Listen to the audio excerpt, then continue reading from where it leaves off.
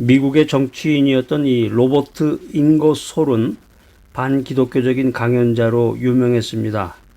이 잉거솔은 강연을 끝마칠 때 항상 이 손에다가 시계를 들고서 만약에 하나님이 존재한다면 나는 하나님에게 5분 동안 나를 죽이도록 허용할 것이다. 이런 말을 했습니다. 그런데 그가 이제 죽게 됐을 때 임종할 무렵에 그의 딸이 그에게 다가와서 아버지, 아무래도 아버지께서 이제 이 세상을 하직하게 될 것 같은데 제가 한 가지 질문이 있습니다. 아버지가 돌아가신 후에 저는 아버지의 딸로서 아버지의 뒤를 이을까요? 아니면 어머니의 뒤를 따라서 하나님을 믿을까요? 그러자 아버지 잉거솔이 이런 대답을 합니다. 내가 주장하는 것은 허무한 것이란다. 나는 어디서 와서 어디로 가는지 내 인생을 알지 못하고 이제 인생을 마친다. 그러니 너는 내 어머니를 따라서 하나님을 믿어라. 우리가 인생 살면서 하나님이 없다 이렇게 주장하는 사람들 이제 만나게 되는데 인생에 대해서 알지 못하는구나. 참 어리석은 사람이로구나 이런 생각을 하게 됩니다. 구약성경 시편 14편 1절 말씀 한번 읽어보겠습니다. 자, 시작. 어리석은 자는 그 마음에 이르기를 하나님이 없다 하도다. 저희는 부패하고 소행이 가증하여 선을 행하는 자가 없도다. 이제 구약성경 시편 14편 1절로 7절 말씀, 14편이 7절까지 있네요. 시편이 되게 이제 긴 내용들이 많은데 13편은 6절까지고 14편은 7절, 15편은 5절, 16편은 11절. 여기는 다 이제 짧은 내용들만 이제 많이 있는데 특별히 이제 14편에 있는 내용 보면 이제 무신론자가 누구냐, 무신론자의 생각이 뭐냐에 대해서 아주 자세하게 정확하게 기록을 해놓고 있습니다. 시편 14편에 나와 있는 내용은 첫 번째, 무신론자는 부패하고 가증스럽다. 무신론자는 추잡해진다. 무신론자는 두려워서 떨게 된다. 이런 내용을 기록하고 있습니다. 그래서 무신론자가 윤리적으로 도덕적인 생활을 할지라도 불행하고 타락하게 되고 미련하고 어리석은 길로 가게 돼서 결국은 부패해서 멸망한다. 이런 내용을 성경은 우리들에게 권면해 주고 있습니다. 여러분 오래전에 그 뿌리라는 영화 기억하실 겁니다. 루트 뿌리라는 영화가 상영됐는데 많은 사람들에게 깊은 감명을 줬습니다. 그때 뭐 대단했죠. 근데 그 내용은 한마디로 말하면 이제 미국의 한 흑인 노예의 후손이 그의 뿌리 조상을 찾아가는 그 과정을 그린 영화인데 이 영화가 많은 사람들에게 이 깊은 감명을 준 것은 인간이라고 하는 것은 사람은 누구나 자기의 근원에 대한 애착을 갖고 있다라고 하는 것입니다. 그러니까 사람은 누구나 자신이 어디서 왔는지를 알기를 원하고 그것을 통해서 자기 정체성을 확립해 나간다라고 하는 것입니다. 우리가 가끔 그 신문지상에서 그런 내용 많이 보죠. 그 입양돼 가지고 자기가 이제 고아원에서부터 출발을 했는데 자기의 그 친부모가 누군지 그것을 찾기 위해서 뭐 어디 유럽이나 미국에서 와가지고 이렇게 뭐 신문지상에 난 그런 이야기들을 우리가 간혹 보게 되는데 무신론자의 특징은 한마디로 이제 첫 번째는 인생의 근원을 모른다라고 하는 것입니다. 인생의 근원을 모른다. 사람에게 있어서 이 근원이라는 것이 참 중요한데 우리가 살아가는 이 인생의 근원은 하나님을 믿고 오직 하나님을 믿고 하나님의 말씀을 듣고 보는 자만이 알 수가 있습니다. 하나님께서 인생을 창조하신 분으로 그 근원이 되시기 때문입니다. 따라서 우리가 하나님이 없다 하는 자들은 무신론자들, 하나님이 없다라고 주장하는 사람들은 인생의 근원을 알 수가 없는 거예요. 인생을 창조하신 하나님이 계신 사실을 부정하는데 어떻게 피조물인 인간의 근원을 알 수가 있겠습니까? 그래서 하나님이 없다 하는 사람들은 무신론자들은 자기의 정체성을 세울 수가 없습니다.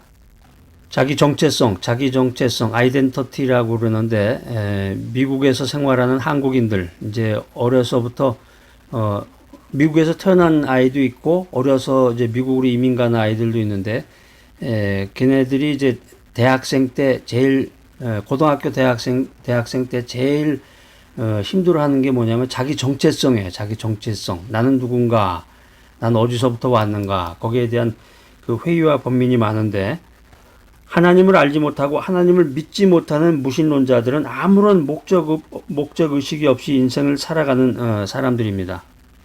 인생의 근원을 모르기 때문에 허무한 인생을 살아가는 것입니다. 우리 믿음의 사람들, 하나님 중심으로 인생을 살아가는 사람들은 만물의 창조주이신 하나님이 우리 인생의 근원임을 알아야 되겠습니다. 구약성경 시편 100편 3절 말씀 한번 찾아서 읽어보겠습니다. 자, 시작. 여호와가 우리 하나님이신 줄 너희는 알지어다. 그는 우리를 지으신 자시요 우리는 그의 것이니 그의 백성이요 그의 기르시는 양이로다. 아멘. 성경에 아주 분명한 내용들이 기록이 되어 있습니다. 만물의 창조주이신 하나님이 우리 인생의 근원이시로구나. 이 사실을 믿고 깨달아야 되겠습니다. 만물의 창조주이신 하나님이 인생의 근원이심을 알게 되면은 자기 정체성과 목적의식을 가지고 뿌리를 깊게 내려서 어떤 환경이나 어떤 폭풍 후 어떤 고난이 닥쳐와도 흔들리지 아니하는 나무와 같이 좌절한다든가 낙심하지 아니하고 꿋꿋하게 인생을 살아나갈 수가 있는 것입니다. 자, 무신론자, 하나님이 없다라고 얘기하는 그 무신론자와 하나님 중심으로 인생을 살아가는 크리스찬 성도의 삶 가운데서 이런 엄청난 차이가 있구나. 엄청난 차이가 있구나 하는 것을 우리가 알게 됩니다. 그러니까 우리가 인생 살아가면서 하나님의 말씀을 통해서 또 하나님의 창조물인 자연을 통해서 인생의 근원이 되시는 하나님을 날마다 매 순간마다 발견함으로써 하나님이 없다 이렇게 얘기하는 어리석은 자가 되지 말고 하나님이 살아계시는구나. 하나님의 살아계심을 증거하는 자가 되어야 되겠습니다. 무신론자의 두 번째 특징은 인생의 실상을 모른다는 것입니다. 인간이라는 게 원래 하나님의 형상대로 창조된 존재인데 하나님과 친밀한 교제를 나누는 가운데 하나님께서 인간을 위해 마련해 주신 이 에덴 동산에서 복된 삶을 살도록 창조되었습니다. 그런데 안타깝게도 인간은 하나님의 말씀에 불순종해서 범죄함으로써 하나님과의 이 친밀한 교제의 장소인 에덴 동산에서 추방됐다. 그래서 하나님께 나아갈 수가 없게 되었다. 한마디로 말하면 하나님과의 교제가 단절되었다라고 하는 것입니다. 이게 이제 성경에서 나오는 인생의 실상에 대한 것인데 하나님과의 교제가 단절된 인간은 죽을 수밖에 없는 존재가 되었습니다. 더 나아가서 인간은 살아가는 동안에 온갖 질고에 시달려야 합니다. 하나님을 믿는 우리 크리스찬들은 하나님이 계시로 주신 이 바이블을 통해서 성경 말씀을 통해서 이러한 그 인생의 실상에 대해서 잘 알고 있습니다. 그러나 무신론자들, 하나님이 없다라고 주장하는 사람들은 하나님의 계시를 인정하지 않기 때문에 성경 말씀을 하나님의 말씀으로 인정하지 않아요. 그렇기 때문에 무신론자들은 인생이 처한 실상을 잘 모르는 거야. 그러니까 인간이라고 하는 것이 굉장한 위기 가운데서 엄청난 죄악으로 인해서 죽음으로 가는 존재로구나. 이런 인간이 처한 그 비극적인 현실을 깨달아야 되는데, 그리고 믿음 가운데서 은혜 가운데서 이 비극적인 실상을 극복하기 위해서 하나님을 믿고 하나님을 전적으로 의지해야 되겠습니다. 자, 무신론자의 특징 첫 번째는 뭐였어요? 인생의 근원을 모른다. 두 번째는 인생의 실상을 모른다. 인생의 실상을 모르기 때문에 구원의 방법을 모르는 거예요. 마지막 세 번째는 인생의 가치를 모른다라고 하는 것입니다. 무신론자들은 인생이 가치 있는 우리들의 삶이 가치 있는 삶이라는 것을 깨닫지 못하고 인생이 하나님의 형상대로 창조된 존재임을 인정하지 않는 거예요. 인간은 원숭이로부터 진화됐다. 동물원에 가가지고 원숭이를 보면서 저 원숭이가 나의 형인지도 몰라. 이제 이런 고백을 하는지 모르겠지만 인간이 단지 원숭이보다는 고등한 동물이다. 이렇게 생각한다면 인간에게서 무슨 가치를 찾을 수가 있겠습니까? 믿음 안에서 하나님 중심으로 인생을 살아가는 사람은 매일마다 말씀을 묵상하고 매일마다 기도하면서 하나님과 동행하는 인생을 살아가는 사람은 인간이 사람이라는 존재가 내가 하나님의 형상대로 창조된 영혼이로구나, 이런 생각을 가지고 인간의 존엄성을 생각하면서 창조주 하나님을 신뢰하고 그의 말씀에 순종하는 인생을 살아가는 것입니다. 결국 무신론자들, 하나님이 없다라고 얘기하는 사람들은 인생의 결국을 모르는 거예요. 나중 최종적인 것이 무엇이냐, 인생의 마지막이 무엇이냐, 인간이 죽은 이후에는 어떤 일이 있을 것이냐. 그러니까 무신론자들은 한마디로 인간이 죽으면 그걸로 끝이라고 생각하는 것입니다. 인생이라고 하는 것은 죽으면 끝이야. 그래서 한 번 사는 인생 즐겁게 살자. 모든 삶의 목표를 육신의 쾌락에 맞추게 됩니다. 그러나 우리 믿음의 사람들, 하나님 중심으로 인생을 살아가는 사람들, 매일 말씀을 묵상하며 기도하고 하나님과 동행하는 인생을 살아가는 사람은 인간이 죽으면 그것이 끝이 아니다. 인간은 육과 영을 함께 가진 존재다. 그래서 우리의 육체가 비록 소멸하고 육체적인 죽음을 당하지만 나의 영은 불멸한다. 그래서 인간의 영이라고 하는 것은 주님의 은혜로 영원히 존재하게 된다. 이것을 믿는 거죠. 히브리서, 신약성경 히브리서 9장 27절 말씀입니다. 한 번 죽는 것은 사람에게 정하신 것이요 그 후에는 심판이 있으리니.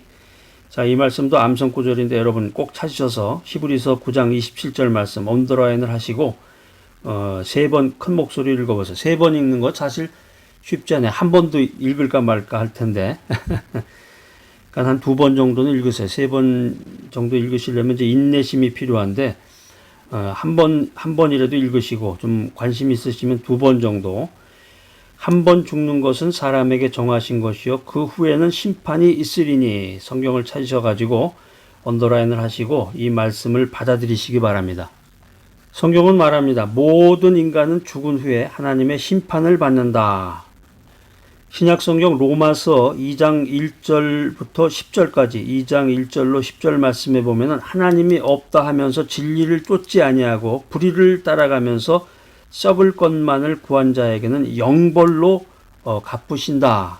이 귀한 말씀이, 진리의 말씀이 기록이 되어 있습니다. 그래서 많은 사람들이 하나님의 영원하신 능력과 신성이 그의 지으신 만물에 분명히 나타나고 있음에도 불구하고 하나님 없다, 하나님은 존재하지 않는다고 부인하고 있는 것입니다. 그러니까 이런 어리석은 사람들은 인생에 대해서 잘 모르는 거죠. 이 인생의 근원이신 하나님을 알지 못하면 인생을 알지 못하는 것입니다. 여러분들은 어떻습니까? 인생 박사인가요? 나이가 이제 50 넘고 60 넘고 70이 넘고 나이가 많이 들면은 인생에 대해서 해박한가?